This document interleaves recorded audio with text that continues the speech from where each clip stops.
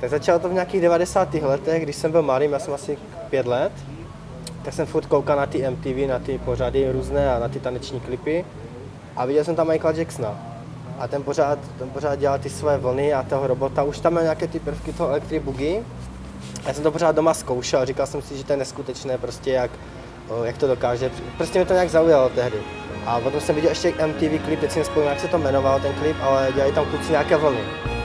A já říkám mamce, mami, to je nějaká iluze, nebo to je nějaký trik kouzelnický, a ona mi říká, ne, že to umí ti kluci. Tak já říkám, tak bych to chtěl mít taky. Thank you.